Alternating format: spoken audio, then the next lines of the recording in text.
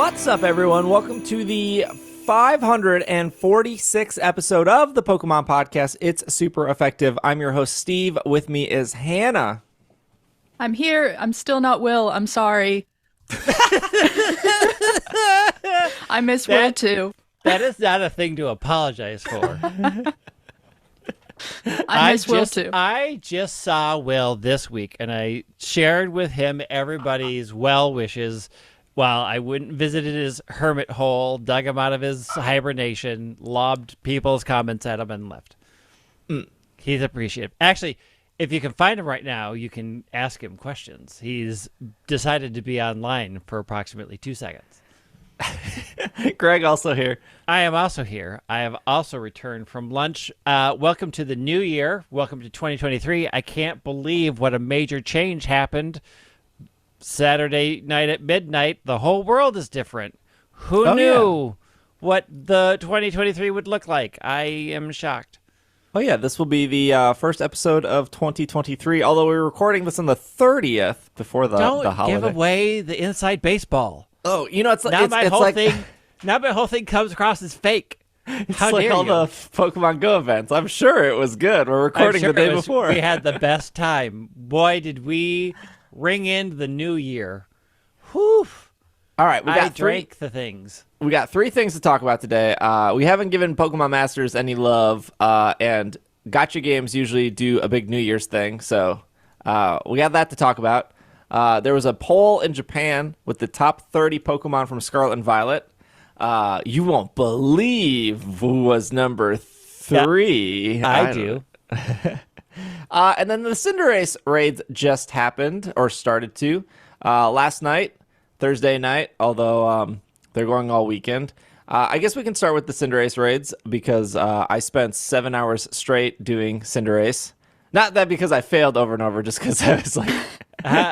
Let's talk about your life choices to do them for 7 hours straight. Look, Greg, as somebody who sat, before I was, when I had a 9-to-5 job, I would get home and I would sit in Destiny and I would do King's Fall, like 4 hours, and just to help people go through, or, the luck of the draw of, we have this really bad person and, we don't know if we should kick them out or not, but they... And now you're doing it for your job.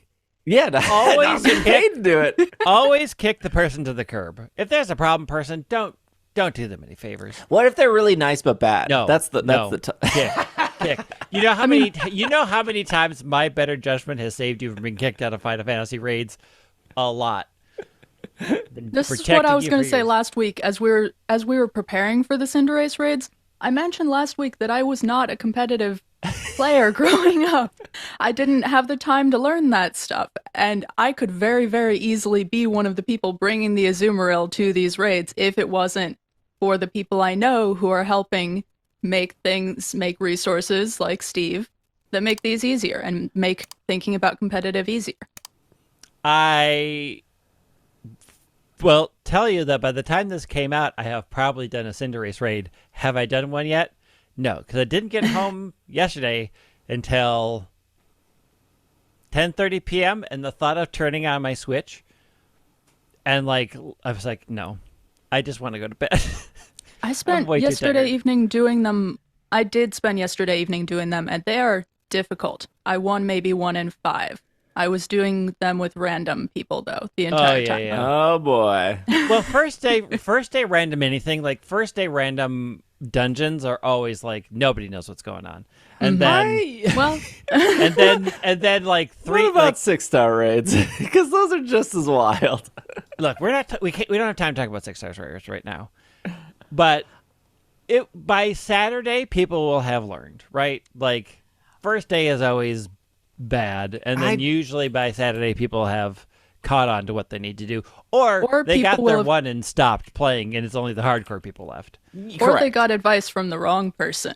It's the Azumarill problem all over again, right? Mm-hmm. Like a couple of YouTubers made Azumarill really popular, and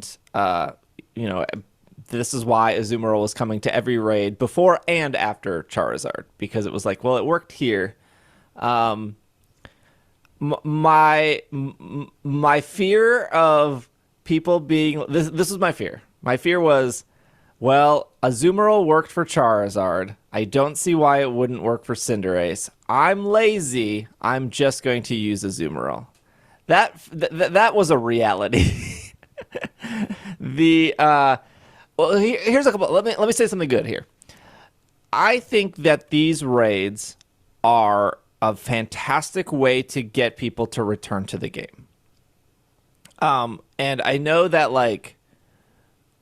I know that things like Twitch or Twitter or whatever are not a good gauge of what is that? Like a player base. Right. But when there is something exciting happening in like Pokemon Go or whatever other insert game here, when your viewer base just dramatically trickles up, well, like when you double your viewers, triple your viewers because of an event, that's a good sign that the event is building excitement or people want to do it, right? Or people are interested.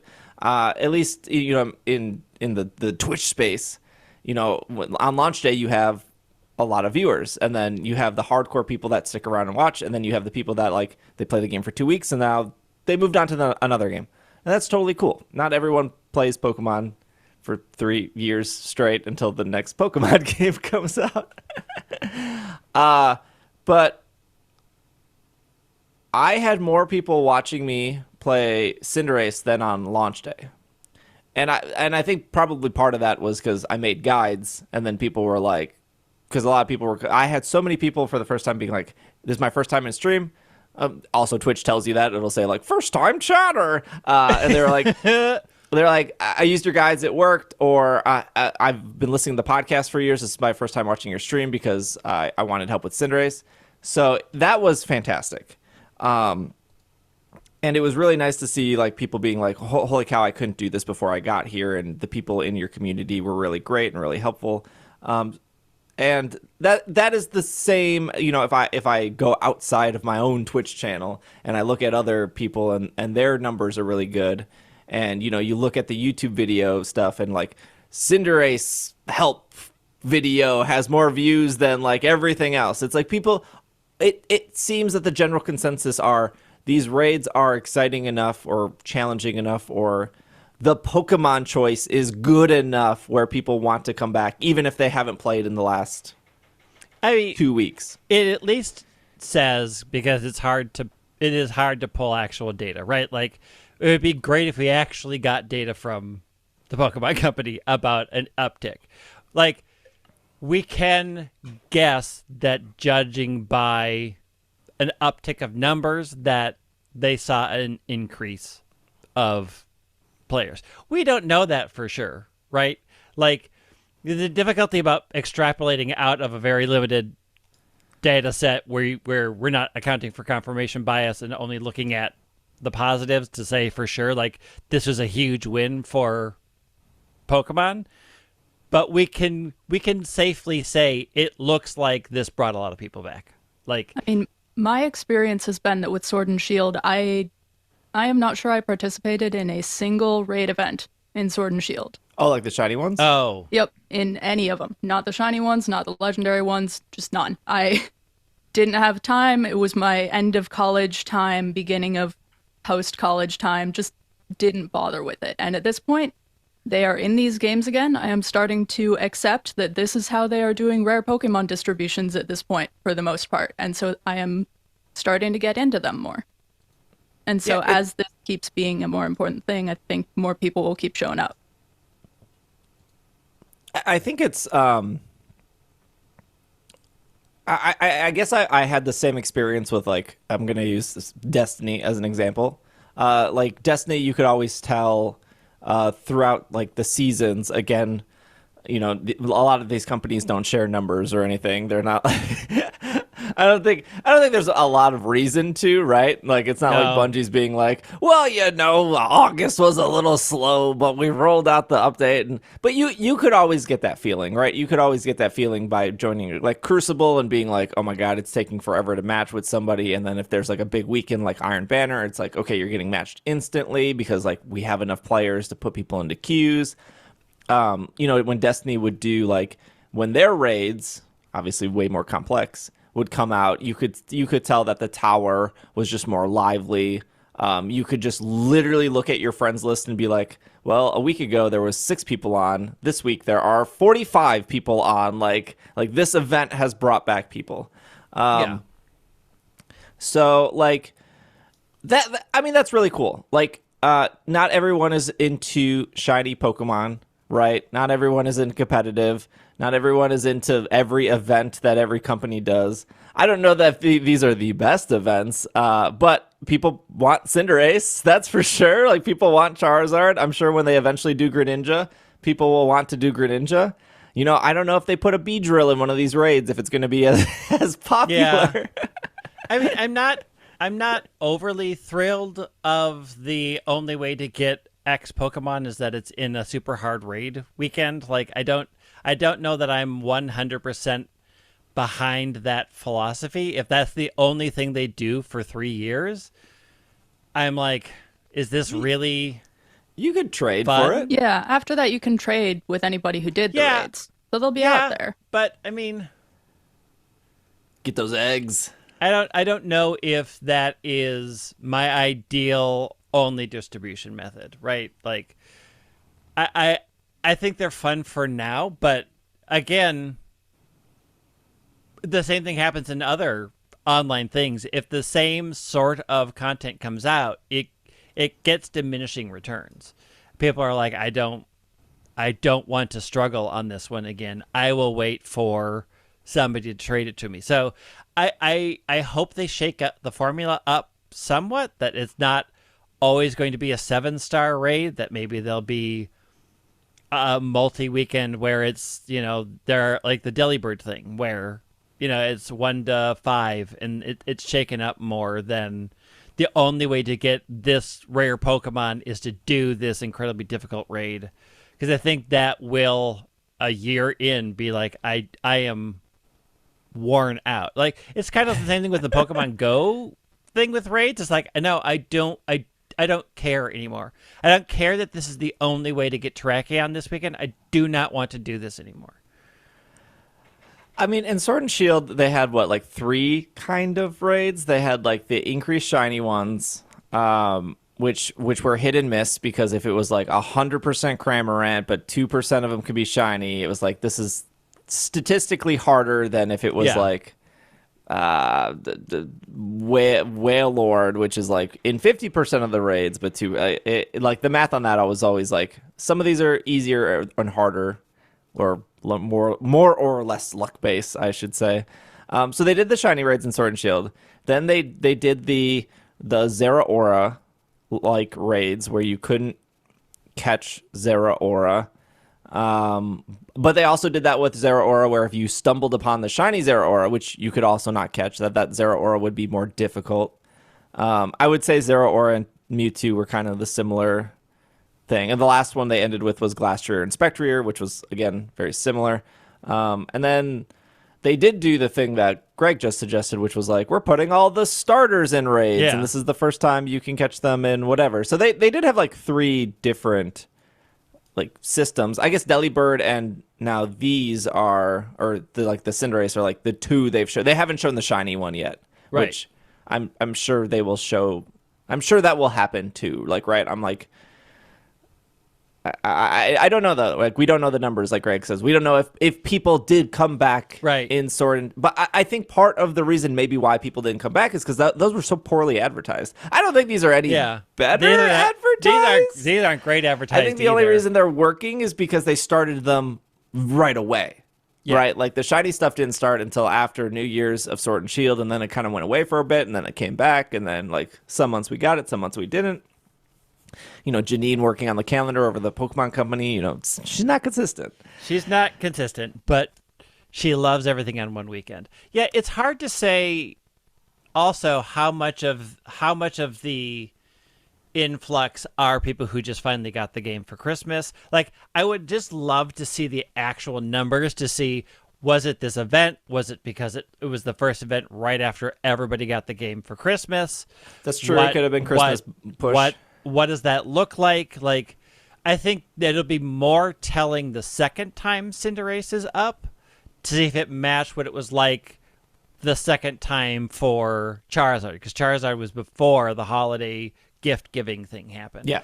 So I just, the only reason why I want to see the numbers from the actual companies, because I'm just fascinated by what the actual return rate is. Because you got to imagine that it's pretty easy to put these up, right? Like, oh yeah, I'm sure. They just sub something in, and there's like a little effort for big return. It's like, as a corporation concept, like, that's a huge win to be like, well, just put one Pokemon in this existing thing and we get all these people back. I'm curious what those numbers look like. I'm curious what that actually does for them. And I think overall, even if it peters out, I think it's a net win for them.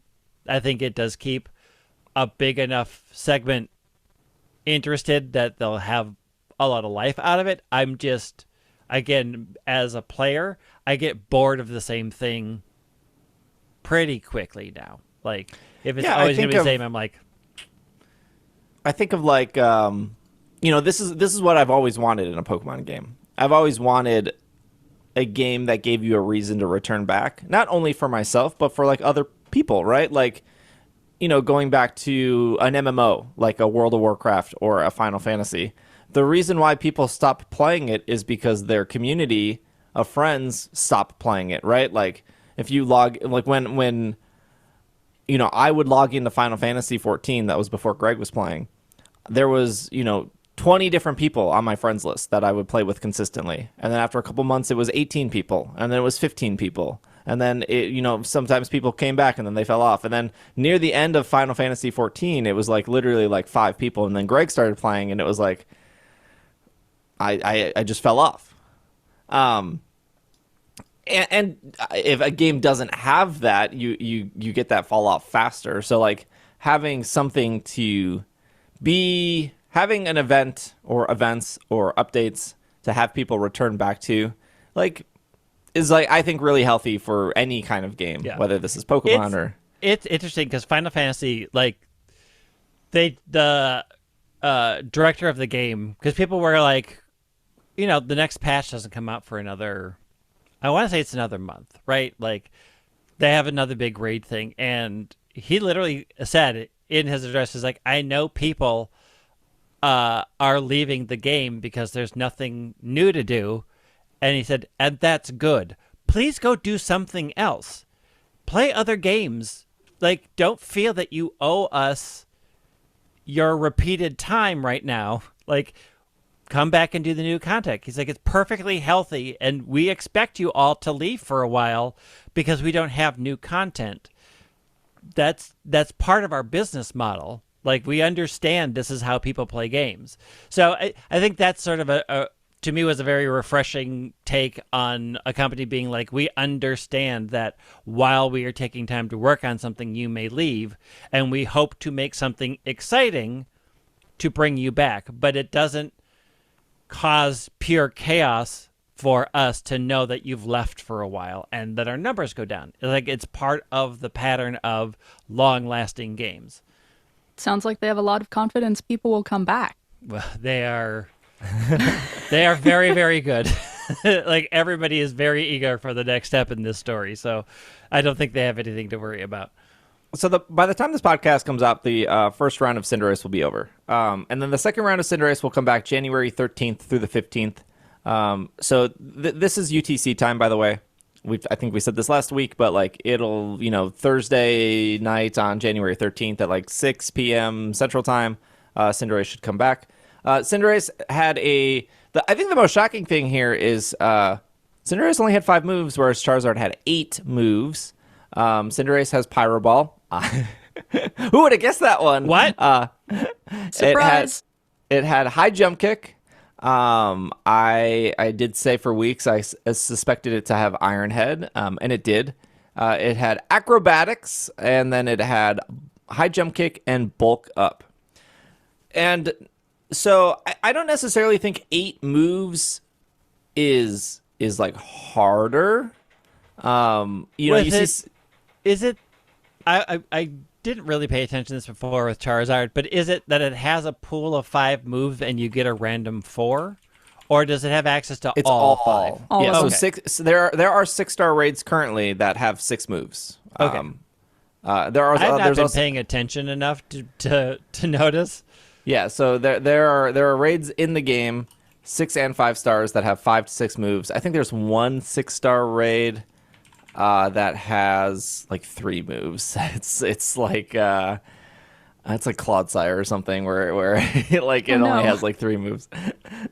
So yeah, it's not necessarily more moves makes it harder or easier. I think that like sometimes when a gym leader has like 2, I think Larry has like 2 moves on one of his Pokemon. Yeah. But about right. If the AI is programmed to be like 60% of the time use this move, 40% of the time to use this move, or it's much easier, right? Like I think everyone's been in a wild Pokemon battle where they like use Spore, and then the next turn they use Spore, and then the next turn they use Spore, and then it's like the AI is like you don't like. If you were slightly smarter AI, you would maybe do something a little bit different. And I think the thing that maybe threw people off, so some people, everyone's experience is going to be easy, right? Like some people are like, oh, Cinderace was easier. Oh, Charizard was easier. I don't think Charizard did anything to boost its stats. It had like Sunny Day, which by the time it put Sunny Day up, Sunny Day hurt its Hurricane, which probably did the most damage to most people based off Fairy type and Fire type. But Cinderace has access to Bulk Up, which is a really great move. Bulk Up will increase Tera doesn't use it. Did Charizard have Dragon Dance? Which one did I have Dragon Dance? Oh boy, they're all blurring together. No Dragon Dance on Charizard. So Bulk Up increases your physical attack by 1 stage and your physical defense by 1 stage. So there's ways around this, like taunting, or taunting would be the main way to stop that. But like Charizard, or like a lot of 6-star raid bosses, Cinderace goes first twice. Charizard did this as well. Charizard would normally start with Overheat, do major damage to somebody who could take fire damage, and then it would use its second turn to decrease or to clear its own stats. Cinderace would like bulk up right away in acrobatics and pretty much do 50 to 60% to most Pokemon that were getting brought to the raid. And then it would continue to bulk up. So I built graphics, they're still out there. And I relied on Chilling Water would decrease Cinderace's physical attack stat. So, if it bulked up, you Chilling Water, it's +1. Chilling Water brings it to -1. It's back to 0. So ideally, you could have one person in the raid just spam Chilling Water the entire time. And it is so beneficial to the entire team that that's all they can do, right? And again, this reminds me of like a Final Fantasy or a Destiny where like you have one task this entire raid. As long as you keep doing your task, you help out everyone else. Please. I wish that people actually did it. Yeah. And then, the other moves just, do damage based on the bulk up. I think also people, I saw a couple times where people were using Light Screen, which we saw in Charizard, people were using Reflect, like just a misunderstanding of what these moves do. There were people that continued to bring physical Pokemon. While I don't think Ceruledge is like a bad Pokemon, Chilling Water just decreases Cinderace's physical attack. It still gets that physical defense boost, but it's very easy to ignore when you're using special attackers, right? You don't have to worry about that at all.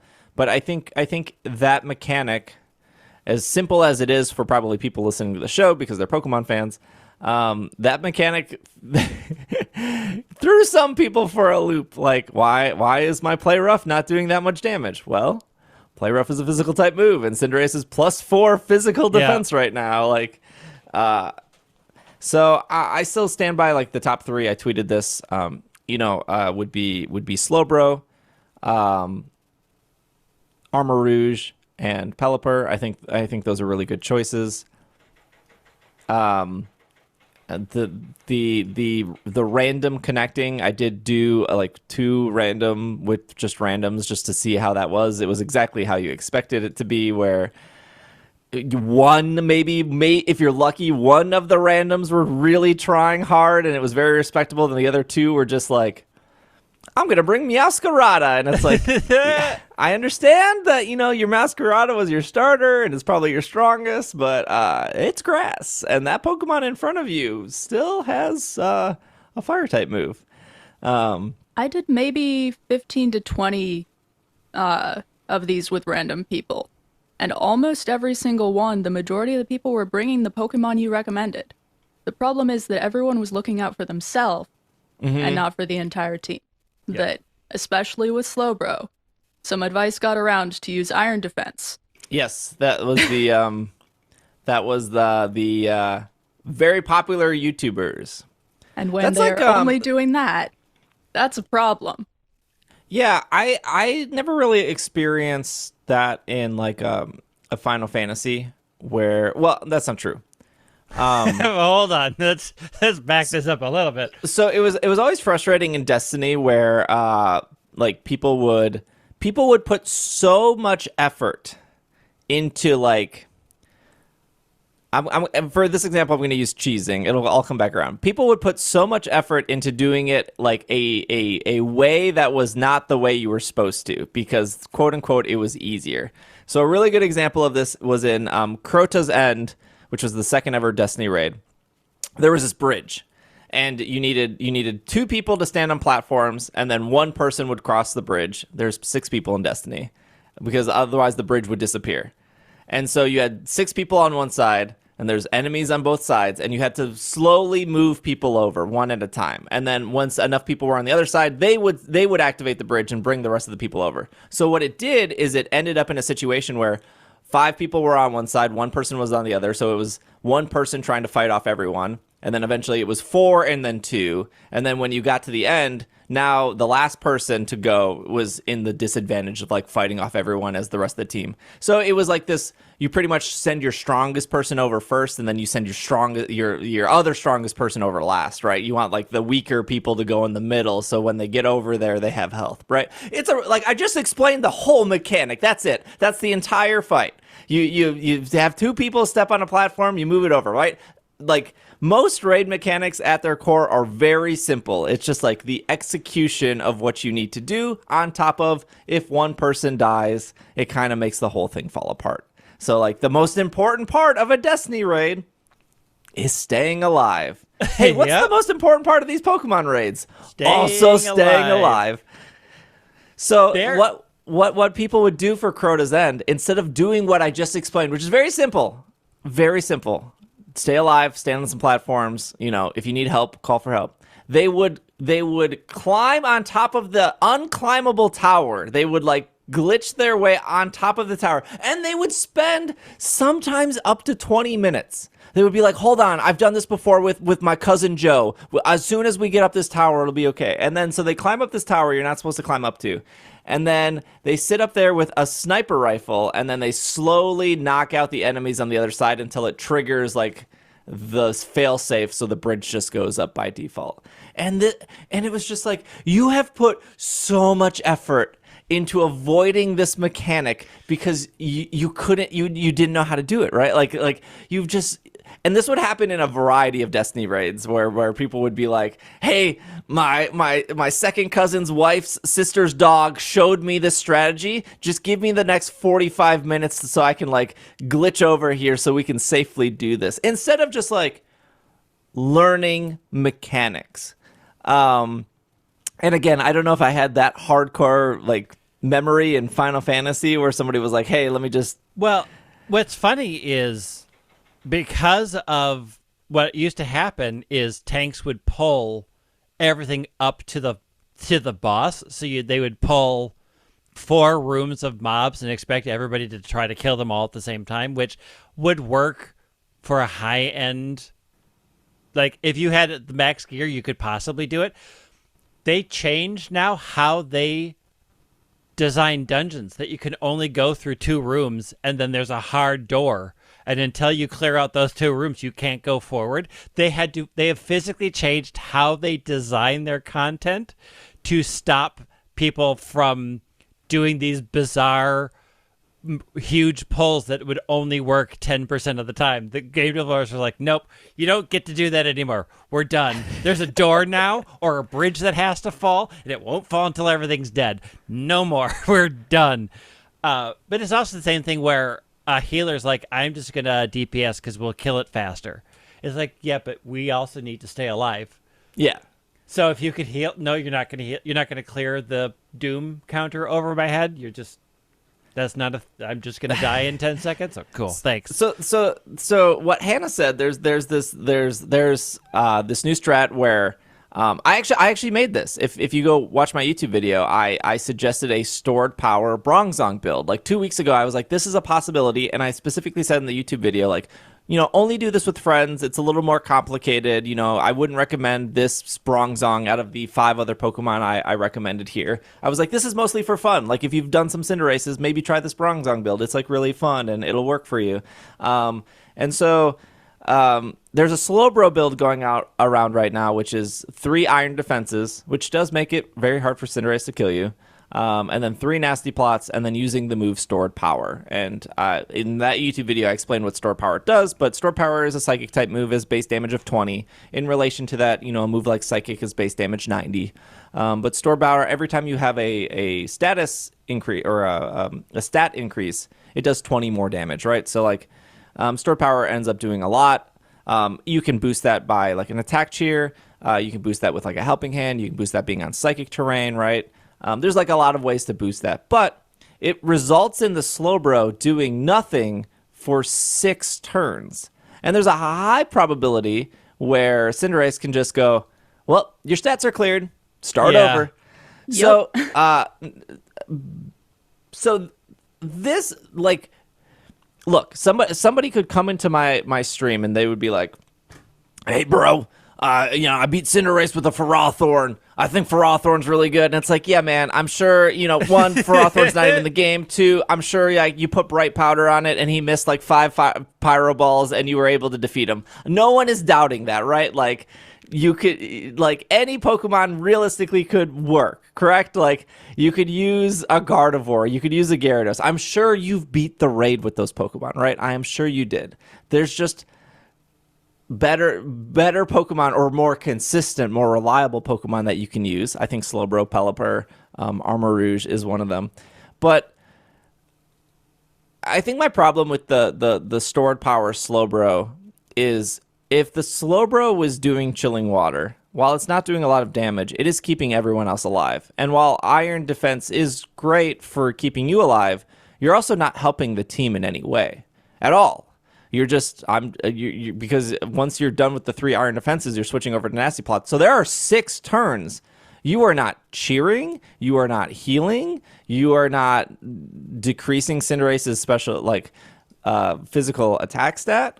It's just like a very selfish way to play. It reminds me a lot of Azumarill players, right? Like, when Azumarill belly drums play roughs and then dies, it's not, sure, if it hits it, it's doing a lot of damage, but, like, they're never cheering. They're never healing themselves. They're like,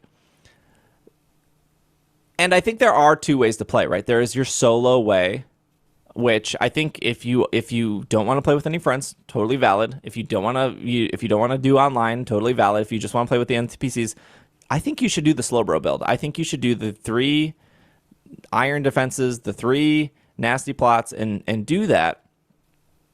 But it goes back to remind me of the bridge situation in Crota's End, where people will refuse to just learn mechanics to do it the easiest way ever. And again, like, it's like, I'll spend 20 minutes to climb this tower I'm not supposed to climb in order to like do it easier. Like, oh, I'll spend 6 turns just hitting stat buttons and then hope that Cinderace doesn't clear it, and then I can hit the stored power button and then I'm done, right? Like, yeah, I think it's interesting that we are seeing a huge change for the community without a lot of explanation, right? Like, you have a very solo game. You have a game that tells you to just power through, buff yourself. Like, these are all the things that work in the PvE content, and they're putting out raid bosses that don't use any of the skills that they taught you over 40 hours of the game, right? Like, you have to think about these things in a very different community way that just isn't in the game until you hit this content. And it's fascinating to watch people struggle against that idea, because it wasn't even in Sword and Shield. Sword and Shield was turn-based. And so you all stated your turn. And this is such a radical change on how to play these games that doesn't even really exist in 1 to 5 star content. Like, you can power through those, not a problem. And I think the company has done itself somewhat of a disservice by not really talking about how you need to interact with other people during these raids. They've left it pretty much up to everybody else, because like, that article was okay, but not great in the fact that it really didn't set the mindset, other than the cheer section, of you're there to help everybody in the raid succeed. And I think for people who've played a lot of MMOs, who are play even like Unite, where you're sort of used to having to support your team, that changeover is easier. But I think for a lot of the player base who maybe have never played those type of cooperation aspects of any game, I think we are just going to see a big struggle. And I worry that is eventually going to be a turnoff of these things, because they really need to step up their communication, I think, around the community aspect of 6 and 7 star raids more than they've done. Yes, and this is why I'm not blaming people on it. I am. Just after having done so many random raids last night. But the most frustrating raid that I did was, I went in there with my Armor Rouge, and there were 3 other Slowbro. And every single one of those 3 other Slowbro was just defending themselves for the first few turns. There was no attacks hitting the Cinderace at all. I was getting pretty much knocked down to very low health every turn, and was focused on healing myself, because none of them were taking any damage, but I was going to die and I was going to lose the raid for all of us. And that's what ended up happening, because they were not focused on helping anyone other than themselves. This is exactly the problem too. This is like it's not even that Azumarill is bad. Azumarill is a great Pokemon, right? Like, it does a lot of damage. The problem, it's literally the player who is playing Azumarill is the problem. It is what Hannah just said. If stored power, like, there is no if.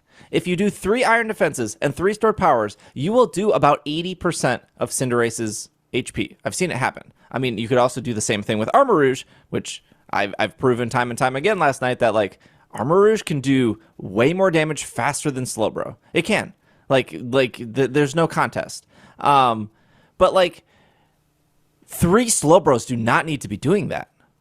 That's the thing. Is like, why are you guys all doing the same thing? And it goes back to Azumarill. You all don't need to belly drum play rough. Like, you just don't. Like, only 2, maybe 2 of you need to do that. Like, if literally one of those Slowbros stopped being selfish and just focused on hitting Chilling Water or Defense Cheer or Heal, I'm sure that raid would have went smoothly. Yeah, I also think the game is hampered by the lack of communication, because everybody goes in there with their Pokemon and with their assigned way to play that.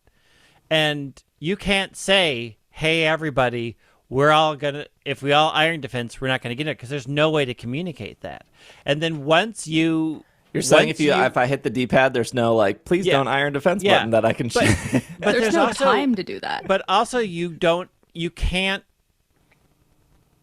stop the play style that you came in with, right? Like there isn't yet a Pokemon raid knowledge of when to make appropriate choices. Like people who have raided in Final Fantasy XIV know when you see the cast bar, you have to stop healing, and everybody's aware that healers are going to run, and so that you have to adjust your tactics for this window. And we don't have that yet. We don't have a community knowledge because they've just done not a great job of explaining what you need to do to succeed. They half-butted it, but they need to go further. And I think if anything else, what I would like to see more of from the content creators that make builds is also things of like, here's how you read what's happening when there's no communication. If people do this, this is what you need to compensate for, because people don't have a tribal knowledge in Pokemon of how to do a raid yet, how to do a 4-man something, because even in Dynamax Adventures, you could power through. It was still turn-based. I think one of the biggest issues that we are butting up against that causes these frustrations is people know my Slowbro is supposed to do this. I only know how to do this. I don't know how to adapt. Nobody explained to me how to adapt. Nobody's told me if these 5 things are falling, where do I go? I don't know that. I was told I do 6 bulk ups and then hit it and I'll win. Nobody explained what should happen if I have other people doing that. What do I do now? And I think that is going to be a struggle for a while until people get used to this new dynamic in Pokemon. And I think that's why none of my builds will ever recommend those kind of strategies. Right. You know, when people are like, why aren't you recommending Azumarill or somebody was like, what about Salamence? Salamence resists high jump kick. It resists Pyro Ball. And I was like, yeah, Salamence does resist all of that. But Salamence is a selfish Pokemon. There's nothing that Salamence learns that benefits the other 3 members. And if you look at my Slowbro build with like Chilling Water, that benefits everyone on the team. Psychic Terrain benefits all the other Psychic Pokemon on the team. The Slowbro build I picked like decreases Cinderace's attack. It increases anyone using other psychic attacks. It has possibility of damage. Rain Dance can make Chilling Water stronger. So if you have 2 Chilling Waters or there's a non fire type, whatever, like the damage is decreased. Pelipper is the same way. Armarouge is the same way. There was an instance, I ended up doing like 56 raids last night, and I think I only lost like 7 of them. And most of the time I was Slowbro, and I was Chilling Water, and I was healing, and I every single turn 1 I set Psychic Terrain, and then I normally healed after that because obviously Cinderace does 2 moves and does a bunch of damage. So Psychic Terrain, heal, Chilling Water, heal, and there was only one time when I played Slowbro the way I played it that we lost, and somebody came in. And they didn't say anything in chat. Totally cool, right? No big deal. And they were Armarouge. And they started off and they hit Expanding Force. And then they hit Expanding Force. And then they hit Expanding Force. And that's all they did, right? They just hit Expanding Force. Their name was Jonathan. And I was like, oh, call out now. And I was like, Jonathan, I know you're in my Twitch stream right now. That's the only way you joined. I was like, we are going to lose this raid. Like we have like, you know how like the health bar is like 50%, right? Shield is up, health bar is 50%. Our little timer bar is at like 20%. I was like, Jonathan, if you can hear me right now and you're using the Armarouge I recommended, because I don't know how else you got here, I was like, if you have Acid Spray, hit it. Like, you are not the hero you are trying to be with just spamming expanding force. And then all of a sudden, Armarouge used acid spray. And, like, my Twitch chat lost their mind. They're like, oh, my gosh, Jonathan! And I was like, all right, Jonathan, listen to me. Listen to me, Jonathan. I need you to acid spray again. And all of a sudden, Armarouge acid spray. And I was like, holy cow, Jonathan, we're going to win this. I believe in you. I need you to acid spray one more time, Jonathan. And then it was like acid spray. And I was like, holy cow. I was like, Jonathan, all you have to do now is hit expanding force. You just got to hit that button and we win. And then it was like, Cinderace has cleared its own stats. And we were close. Like, it's also you make the tools, right? And sometimes people just still don't know how to use them. Right. Like that acid spray is so good. Like chilling water is so good, and it helps everyone. Yeah. So I'll continue to make graphics. I'll continue to recommend Pokemon that would help. That's why I recommended Grimmsnarl for Charizard, right? Like if you were joining random raids and everyone is Azumarill, you can at least reflect. You can spirit. Like you can help keep those alive. Yep. Slowbro using Iron Defense.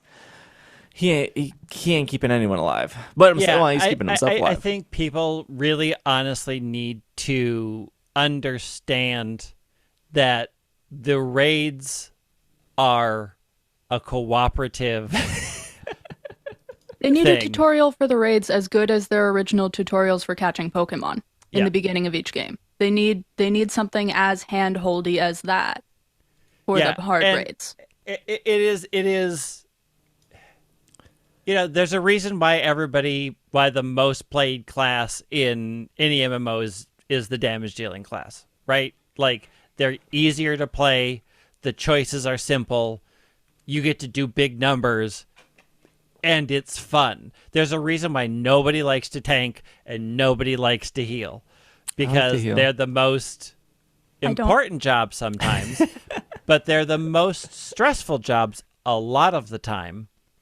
And you don't necessarily get to see the big things happen, right? Like you have to be a person that enjoys supporting other people. And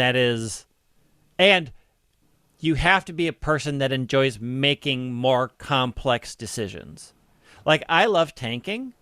I don't like healing, mainly because I have difficulty just keeping track of everybody's health and where I'm supposed to be on the ground. Like I can't split my focus that much, but I love being Dancer, which does damage and does support moves, right? Like I love the combo thing. So I think there's just, we're going to run into a lot of people who like being damage dealers. I mean, that is Pokemon. And I think we really are going to, I'm curious to see if the community can switch to some of us are tanks, some of us are supporters, not everybody can be dealers mindset, or if they will just walk away from this types of raids. I mean, a lot of the times, last point here, a lot of the times is you only really need one damage dealer.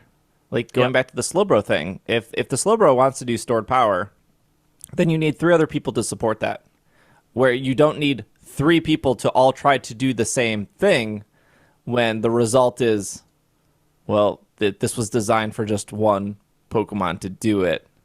Like 3 Slowbros, 1 Armarouge, or 1 Pelipper, 2 Slowbros, 1 Armarouge. Like I don't think that combination for me ever failed at all. Like it's just because the Armarouge is the one doing the most damage.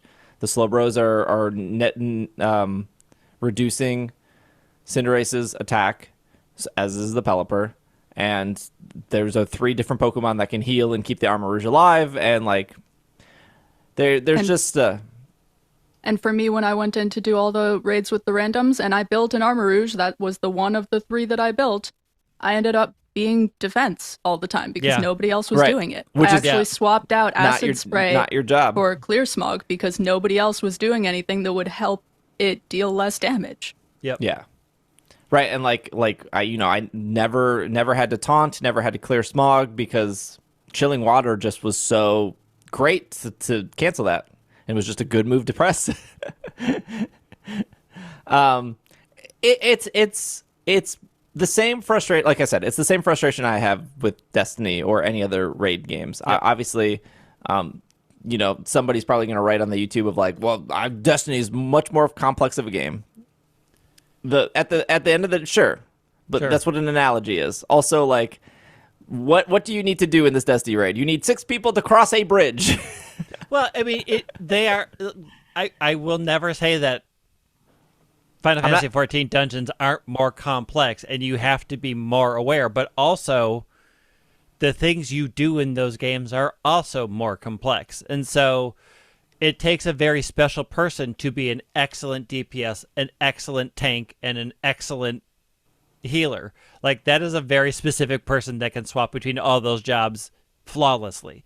We are not asking for you to do that much. We are asking for you to simply understand you need to be one of those other roles, and we can point to more complex reasons that have very concrete things to show why that combo works. A tank, 2 DPS, and healers are an excellent combo for a reason. When you have specific roles and you know specifically what you're supposed to do, there are dungeons you can do, like Palace of the Dead is a thing where you can do with 4 healers. Sure can. Do you know how long that takes? Yeah. It takes forever. It just because it's possible doesn't mean it's optimal. Yeah, and again, like, if I saw an Armor Rouge, I would want to make sure I understand, or should understand, or you should understand that Armor Rouge is the main damage dealer. So that anytime the Armor Rouge has to stop to heal itself, that is less damage that it's doing. Whereas, like, if I see a Grimmsnarl, I think, I hope that Grimmsnarl is going to be setting Reflect. He's going to be healing. He's going to be fake. Like, he's going to be support. And so, like, that's another thing you have to learn of, like, oh, this Pokemon is doing this. Yeah, anyways, too long on this. I like the Cinderace raids a lot. And when they come back, if you need help and you want to play with other people, I'll be doing the same thing. I like helping people get that thing done, just like I helped. I don't know why, but I had an obsession with helping people clear Destiny raids for the first time. Pokémon Masters EX. Yeah. There was an update on Christmas. You can now change your main character's appearance. New hair colors for the main character has been added. You can now change the style of the main character's hair and hat. Some hats cannot be worked with some hairstyles. It's not as deep as you are all probably thinking. The hats are full cover up your head or a sun visor. And generally you go with the sun visor if you're going to change your hair because it's the only way you can see your hair. But you do have the option, and I support this for everybody, to either have bangs or no bangs. Choose your bang style. Generally, bangs are bad. But you might like how bangs look with your particular hairstyle.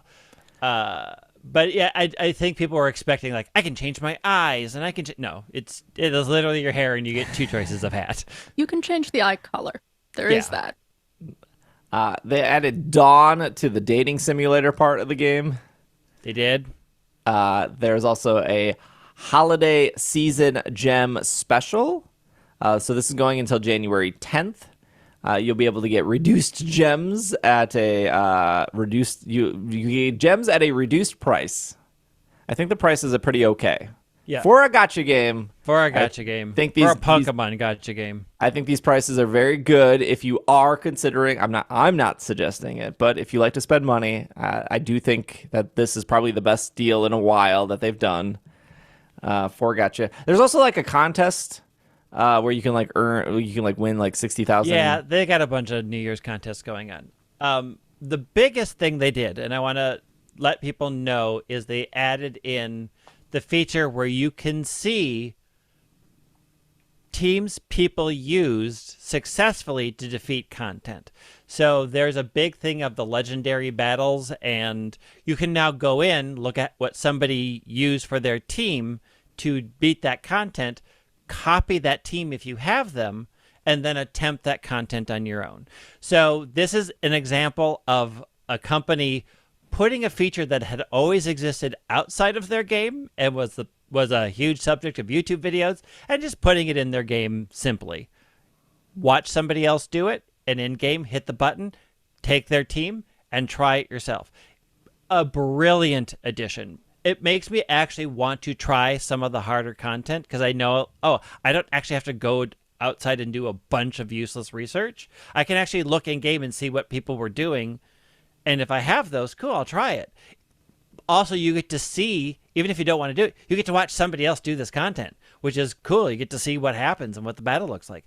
You see the whole battle? Yeah, you can watch the whole battle. You see what buttons they press? I think because it does. I haven't watched a full one yet. I sort of just looked in and paused it. Said, I like this team. I'll get back to it. But generally, over on the side now, because they changed the display, it lists the moves as they come up. Oh, okay. And they added. It says the move, and it says whether it's special or physical, but then it will show the order. So you also kind of see what the turn order for speed is. Really a good, a really good way to add this in, because it's not for everything, but there's a lot. The replay things has a bug in it right now that they have admitted that sometimes when you want to replay, it just doesn't. It just doesn't go. So they're working that out. But they are adding in so you can watch a lot of them and see how it went and then copy it. The only thing that you're probably not going to get is what their sync grid build was that they used, because you can build sync grids out a bunch of different ways. But this edition,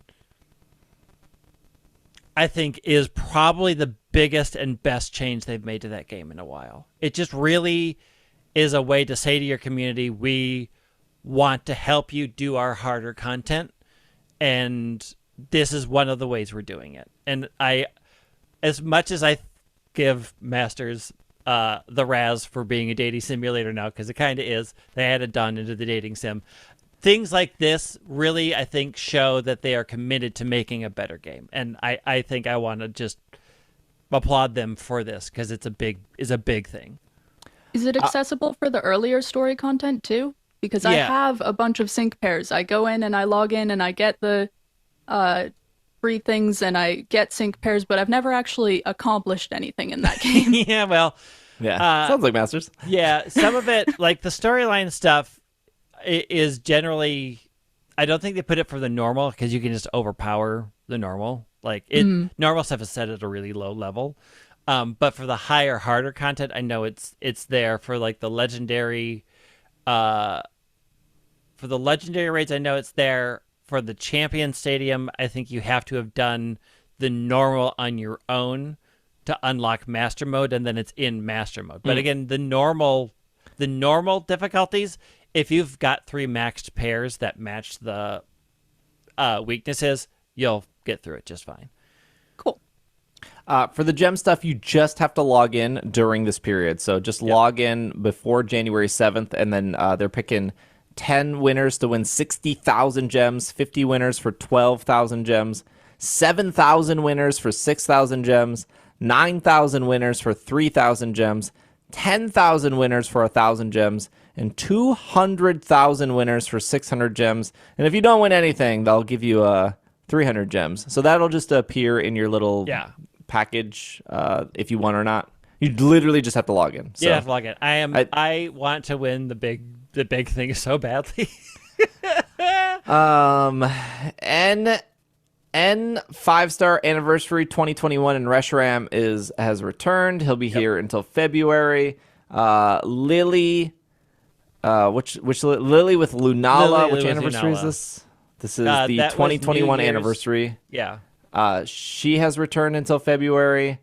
Gosh, there's a bunch of people that have returned, but those are probably the 2 big ones. Is Lily and N. People like those characters. Yeah, and they're really good. Sync pair.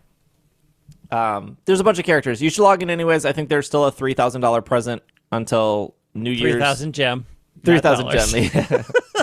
Oh, you get 3,000 presents by logging in. It's crazy. Okay, final bit of news here is I'm pulling this from Nintendo Life, but I mean, a bunch of people ran articles about this. There was a Japanese poll which asked people what their favorite Pokemon were. From my understanding, the poll was they asked 117,000 people. Those people could only vote for one Pokemon. And we have the poll. This is not an official Pokemon one from my understanding. It was done through gamewith.jp. But hey, 117,000 people is a lot of people. That's a lot of people.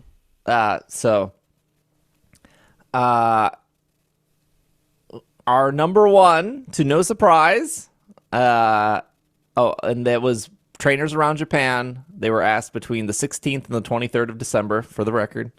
Number one, with no surprise, was Tinkaton, followed by Clodsire.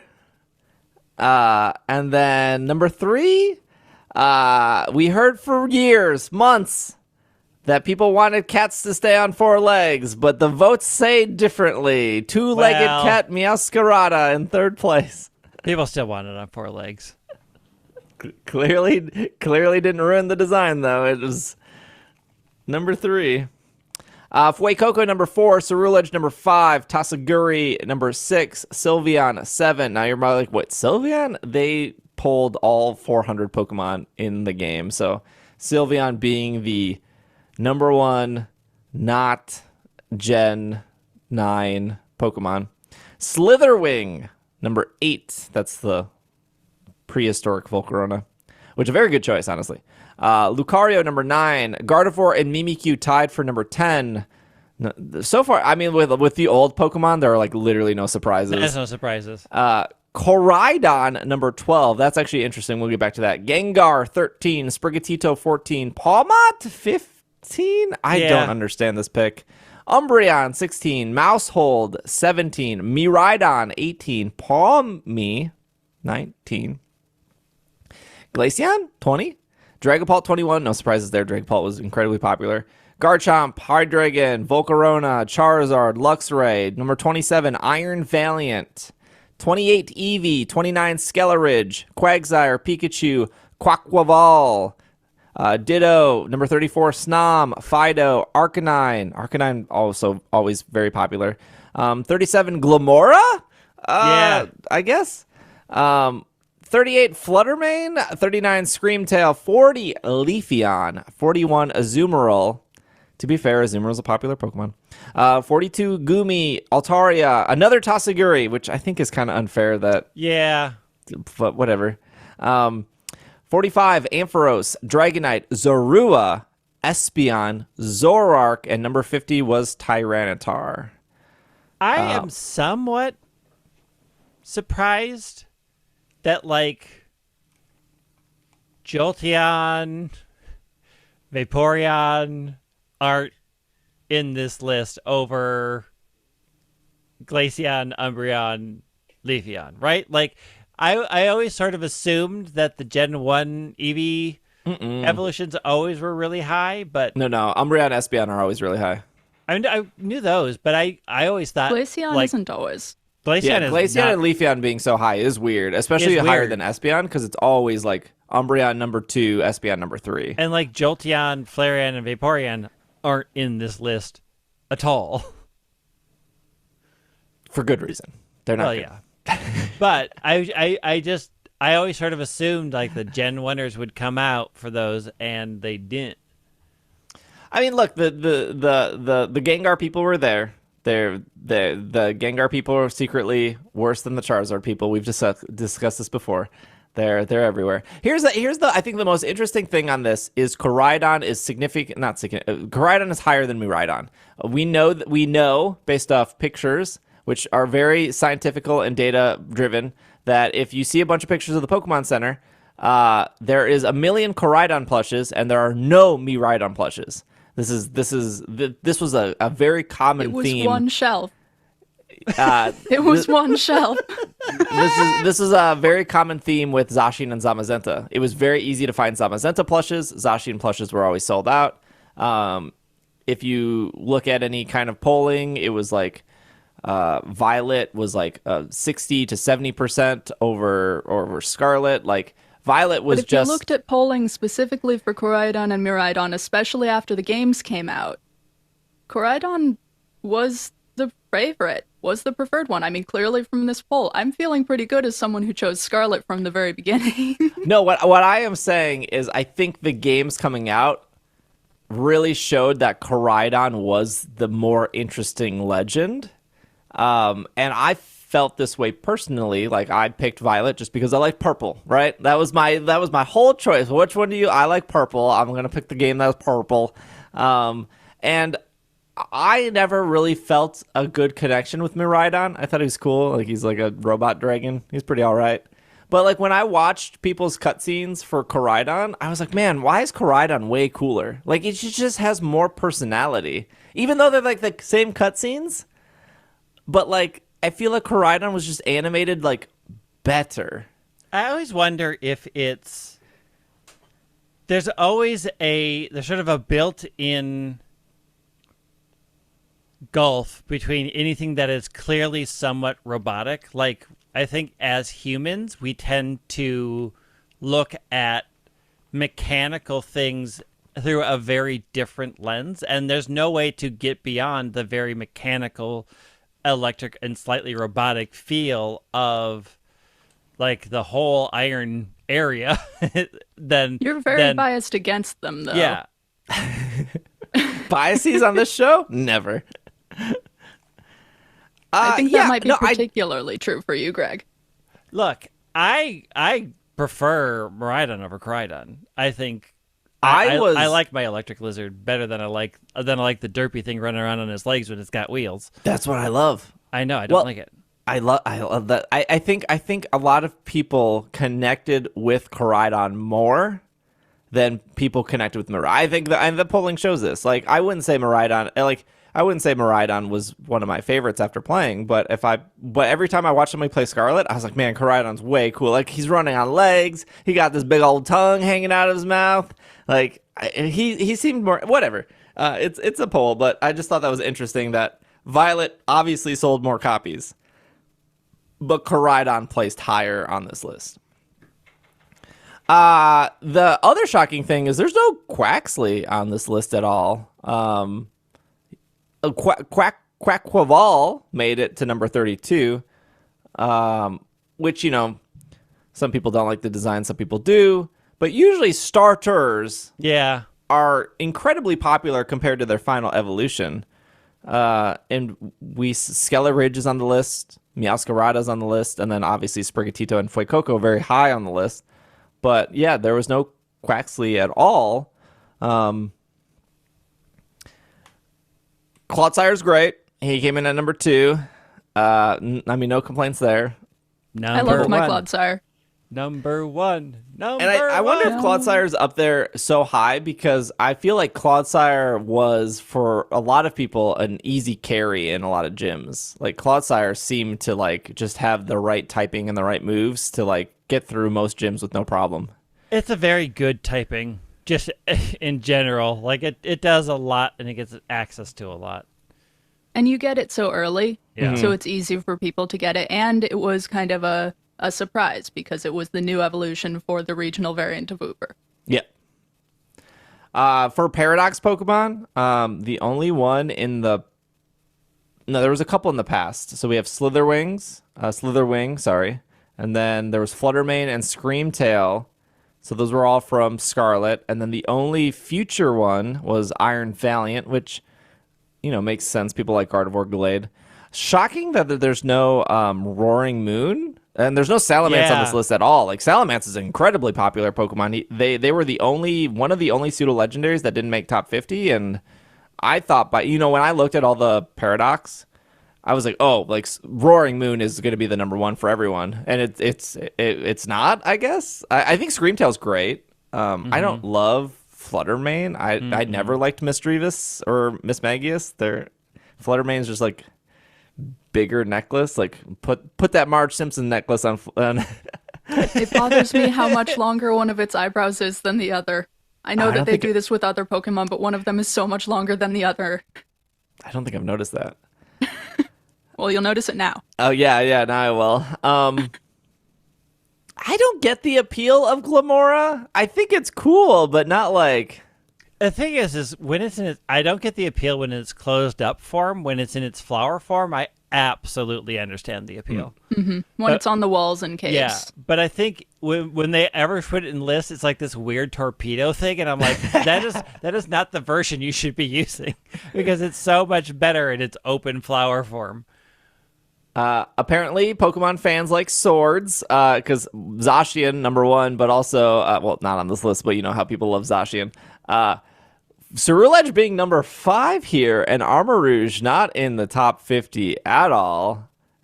I liked Armarouge more. Nah, Ceruledge is so much better, so cooler. Tatsugiri. Tatsugiri's great. I think people just like the concept of like, it's a sushi Pokemon. What more do you want? It's a sushi dragon. It's awesome. Mousehold being on here, also not surprising.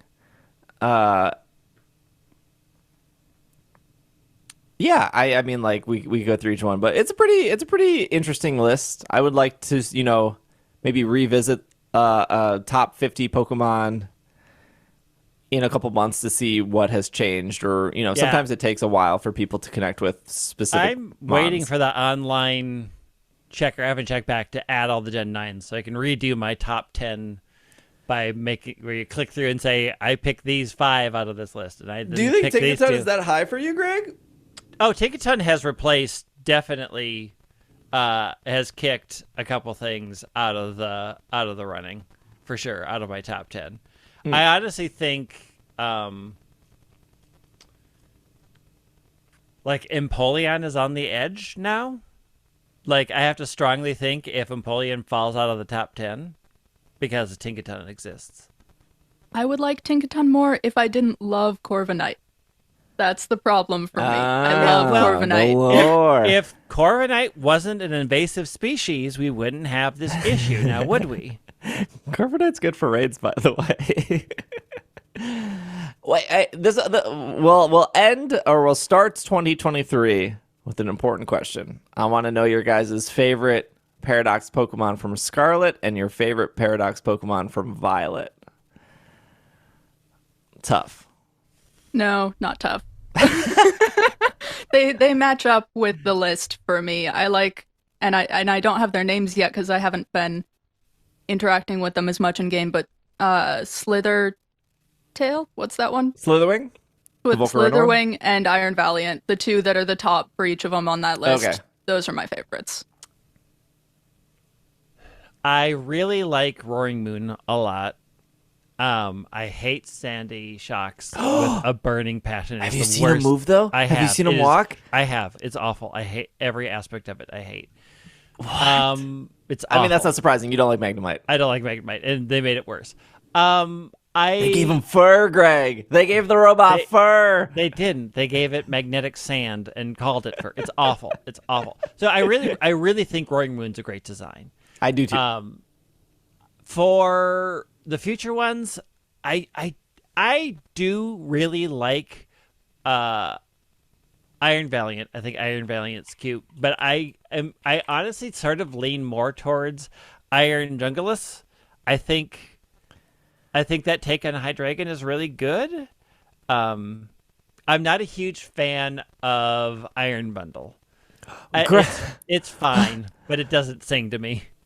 He not only is Iron Bundle the best Violet Paradoxmon, he has the best name.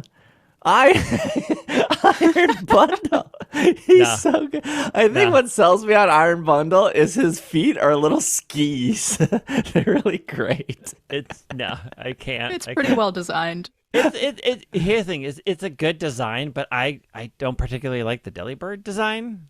Again, I'm not a Gen 2 fan. So like seeing a slightly weirder version of it just does not do anything for me. Iron Hands is okay. I'm just not a Hariyama fan, so Iron Hands didn't do anything for me. I do think Iron Moth is a good design.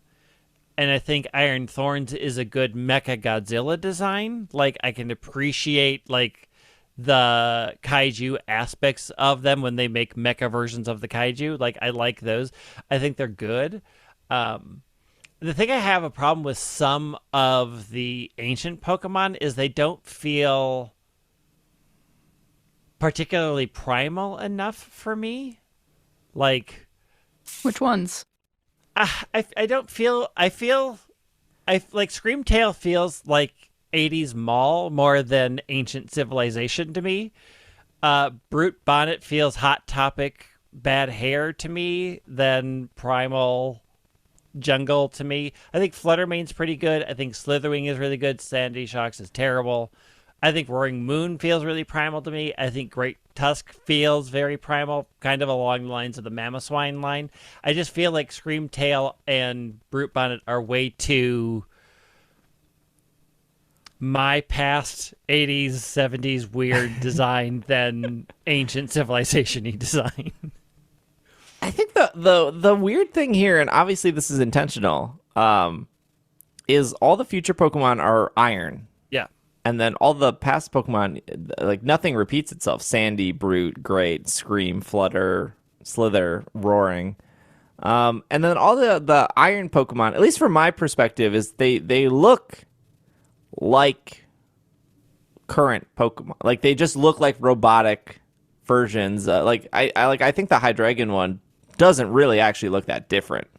It just looks more robotic, at least with like I guess the same for Tyranitar. At least the Gardevoir one is like Gardevoir and Gallade mixed together. Yeah. But the old ones, like even like I don't know why they did this. I don't know why like Volcarona and Donphan got like double dipping treatment, but like Iron Moth looks like a Volcarona, and Slitherwings kind of does, like it does, but like no, not, it does. It does, but like it. You can tell they're related, but it's not the same Pokemon. Right, it's not like a moth. Like it's not like it's literally the moth on the ground. It's just walking. It's not though. It has like a thick dinosaur tail too. Yeah. Like Volcarona and Iron Moth don't have like this huge green thick tail coming out of it. Like it doesn't have a tail at all because it's a moth. It's just like the old Pokemon, like Amoonguss or Brute Bonnet, like it literally has a beak, whereas like Amoonguss doesn't have a beak. It's like really kind of like none of this is bad, by the way. It's just like it with the names and the designs, it's like the Paradox past Pokemon are more stark. And the future Pokemon are just like, yep, this is a robotic Delibird. This is a robotic Tyranitar. They made a very interesting dystopian choice for future. Mm-hmm.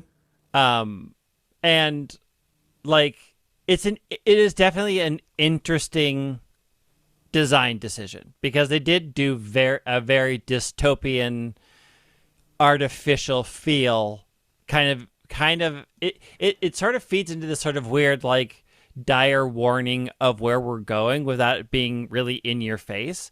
But they did do a very sort of natural things don't survive in the future, and it's a very dystopian take, and you either like that take or you don't. And like there is and a lot of people are like, you wouldn't name everything iron, and I think that for me that feeds into the dystopian homogeny that is part of a lot of sort of dire warning future anime, dire warning future storylines. Like, unless we take action now, we are going towards a less diverse, more artificial society. And I think they really took that trope to heart here, which is why the names don't bother me.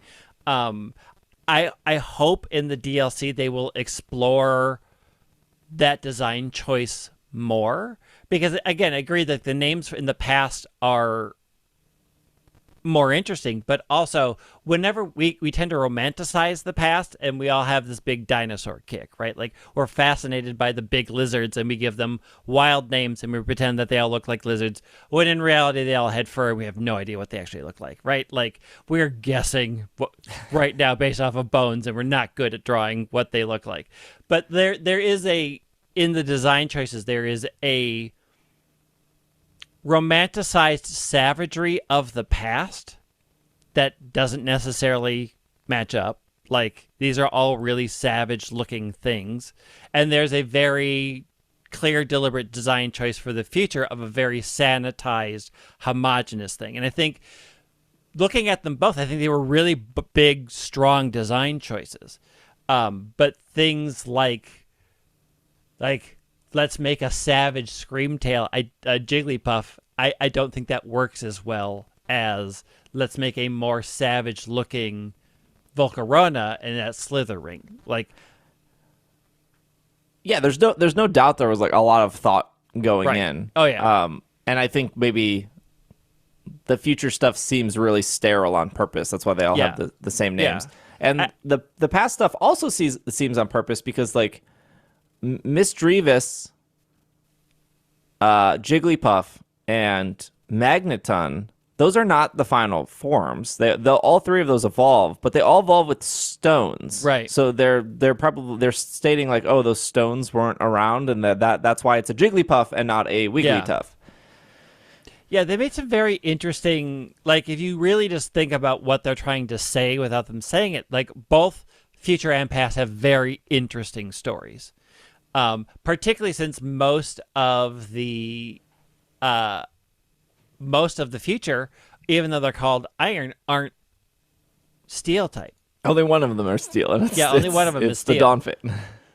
And so there is so much to sort of unpack in these designs and namings that I really hope DLC allows us to explore what their vision was of the future and the past.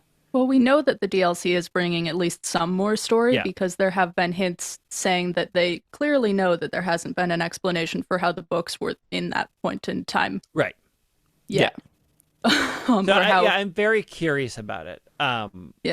I think both sets, when you sort of look at them as sets and the choices they make, tell a really interesting story. A story that is not going back to Kalos.